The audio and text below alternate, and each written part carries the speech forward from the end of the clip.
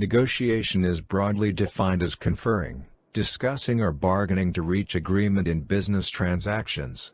To be fully effective in procurement, negotiation must be utilized in its broadest context, as a decision-making process.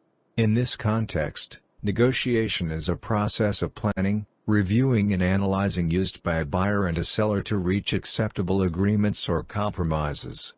These agreements and compromises include all aspects of the business transaction, not just price.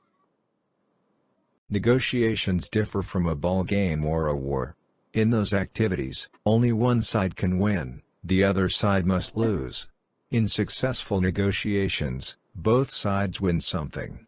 The winnings, however, are seldom equally divided. Invariably, one side wins more than the other. This is as it should be in business. Superior business skills merit superior rewards. While negotiation normally is thought of as a means of establishing the price to be paid, and this may be the main focus, many other areas or conditions can be negotiated. In fact, any aspect of the procurement agreement is subject to negotiation. With so many possible areas of the agreement to improve on, buyers having better negotiation skills can thus make an important contribution to the competitiveness and the profit of the organization. Improved negotiation performance can lead to achieving one or more of the following: lower overall cost of supply, better quality, durability and performance, shorter lead times, contracts that are implemented more effectively and on schedule, improved supplier reliability and service, fewer disputes with suppliers. There are a number of terms with which negotiators should be familiar. Positional negotiation. Positional negotiation views negotiation as an adversarial or conflict situation in which the other party is the enemy. Principled negotiation. Principled negotiation is fundamentally different from positional negotiation with an ethical connotation. It is used in a single-source situation or alliance where the two parties begin the negotiation by agreeing to certain principles. For example, how the firms plan to grow together. It is an alternative to hard or soft bargaining.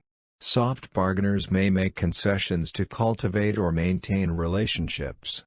Hard bargainers demand concessions as a condition of the relationship. BATNA, a negotiator's best alternative to a negotiated agreement, is also known as the negotiator's bottom line or reservation point. It is that point in the negotiation where it is most advantageous for the negotiator to walk away from the table and implement his or her next best option. A negotiator should take extra caution to ensure that his or her reservation point or BATNA is never revealed to the other party, because the final settlement is unlikely to vary much from that point. In addition, all negotiation settlements must ultimately be judged in light of the other viable alternatives that existed at the time of the agreement. Position. A negotiator's position can be defined as his or her opening offer, which represents the optimistic, or ideal, value of the issue being negotiated.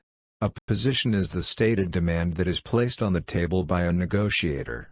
Interest. A negotiator's interest is the unspoken motivation or reason that underlies any given negotiation position.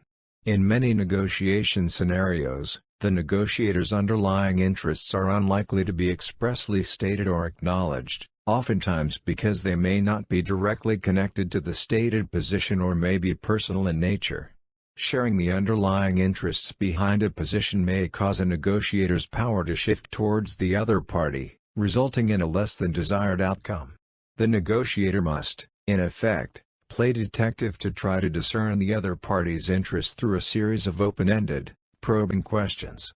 In order to reach a negotiated agreement using principled negotiation, a negotiator should always attempt to focus on the other party's underlying interests, not his or her stated position. Needs. Needs are considered to be those negotiated outcomes that the negotiator must have in order to reach a successful outcome to the negotiation. Wants refer to those negotiated outcomes that a negotiator would like to have as opposed to those outcomes that must be achieved.